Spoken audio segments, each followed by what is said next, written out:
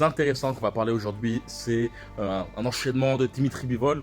Je te conseille vraiment de regarder jusqu'à la fin de cette vidéo. Je vais t'expliquer comment justement faire un overhand. En général, les overhands, quand on voit des overhands, c'est surtout des coups puissants qui se terminent dans la même lignée. En général, quand on fait son overhand, on reste placé au même endroit, donc on a des susceptibilités de se faire toucher par son adversaire.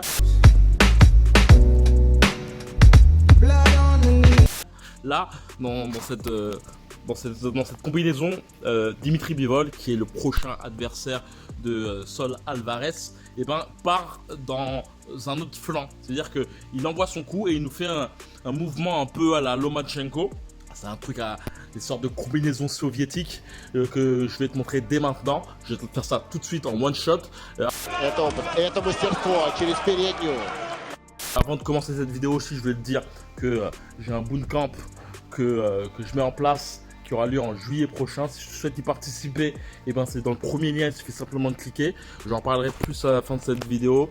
En tout cas, le but de ce bootcamp, c'est toujours basé sur le mouvement, ce que je vais te faire comprendre dès maintenant, avec des petites mimiques que j'ai l'habitude de faire, de proposer justement aux élèves de mes camps. Donc, pour moi, la chose la plus primordiale qu'on va voir, c'est déjà le overhand.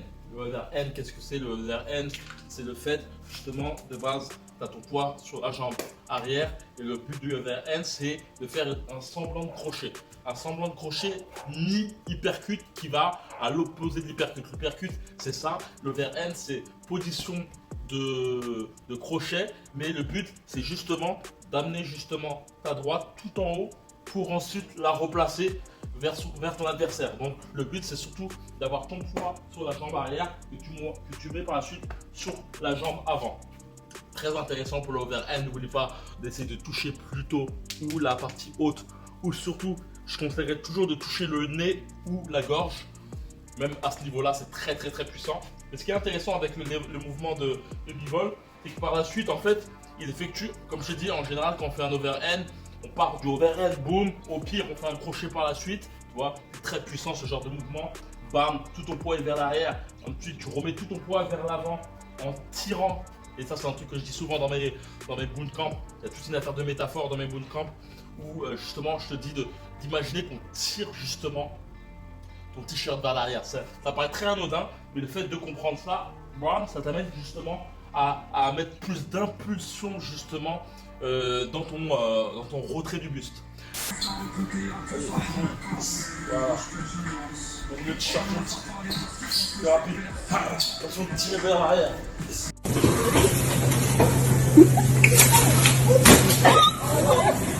La chose qui est intéressante là, c'est plutôt de rester à ce niveau-là, dans le même axe d'action.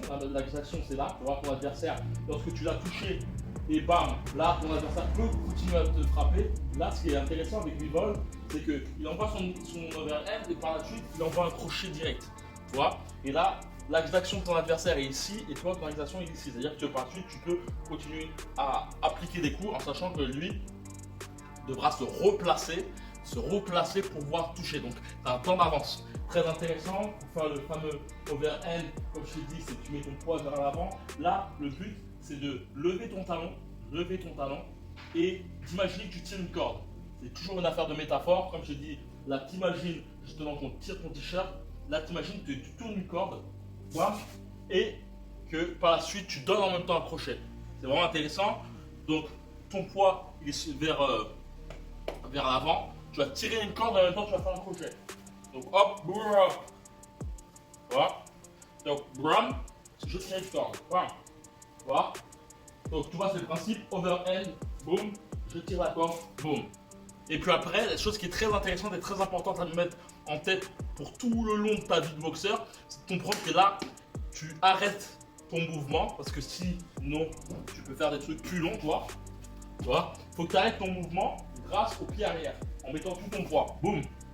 Et par la suite, le fait de mettre tout ton poids, si tu t'y prends bien, tu peux donner un crochet ou un autre coup tout aussi puissant, vu que ton poids est replacé vers le poids arrière, vers l'appui arrière. Ça te permet d'envoyer les coups. Et vraiment, c'est une chose très importante.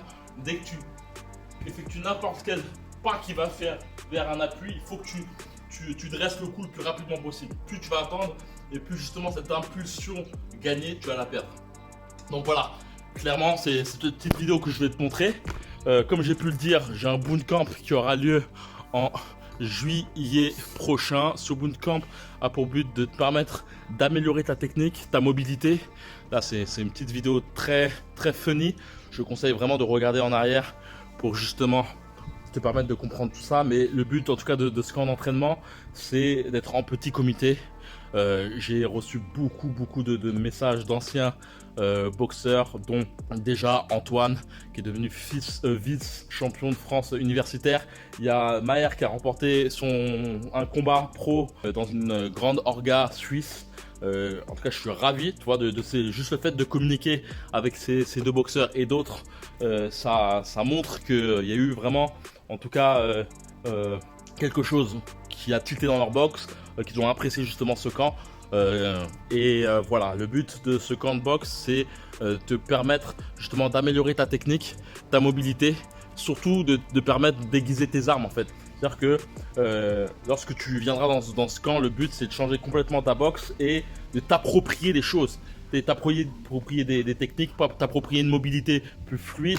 Tout ça va te permettre justement par la suite de casser certainement un plafond de verre. Je sais que beaucoup de personnes n'ont pas le temps d'aller dans une salle de boxe, ont aussi des entraîneurs qui n'ont pas le temps de se focaliser sur eux. Là, c'est vraiment le but, c'est d'aiguiser tes armes, de te permettre justement d'avoir cet élan qui te permettra par la suite d'améliorer le tout, en sachant que je donne beaucoup d'exos techniques qui te permettent de t'auto-gadrer tout seul à la maison et qui changent toute la donne par la suite. C'est des trucs que tu peux garder tout au long de ta vie de boxeur. Je connais des boxeurs pros qui utilisent justement ces méthodes. Donc c'est vraiment pour te dire que ce que je te donne, c'est des choses qui peuvent te servir si tu as un petit niveau, mais aussi si tu as un niveau plus élevé, en sachant que c'est des choses que j'utilise même moi-même toujours et encore, qui permettent de surtout renforcer ta puissance de frappe avec tes appuis. Aussi, la chose aussi qui est importante durant ce bootcamp, c'est de te permettre de mieux comprendre comment contre-attaquer tes adversaires. C'est une chose qui est très mal comprise, qui est très mal assimilée, d'avoir plus de répondants sur le ring. C'est-à-dire que bien souvent, les gens ils ont une grande facilité à attaquer leur adversaire, mais dès qu'ils sont mis derrière le mur, dès qu'on leur fonce dessus, ils ont une difficulté de par le fait de ne pas savoir où se placer. Peut-être aussi le fait d'avoir cette impression d'être comme noyé, tu vois, de plus voir les coups de son adversaire, plus savoir où frapper. Il y a aussi cette affaire de synchronicité avec son adversaire, quand frapper, quel est le bon moment. Tu peux peut-être avoir cette tendance à, lorsque tu envoies un coup, et ben c'est trop tard.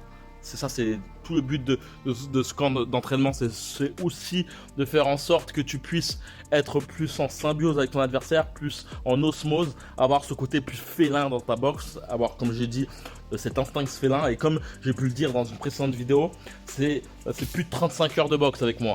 Il y a des personnes qui me disaient, ouais mais est-ce qu'une semaine c'est assez long pour faire de la boxe?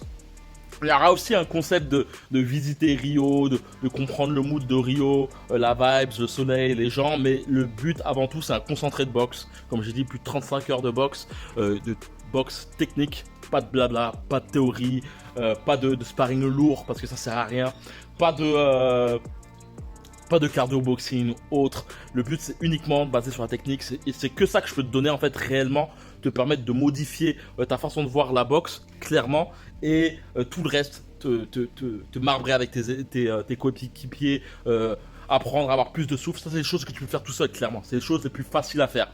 Le plus difficile c'est d'être plus instinctif dans ta boxe. Donc, comme je le dis, le plus difficile c'est d'être un meilleur danseur.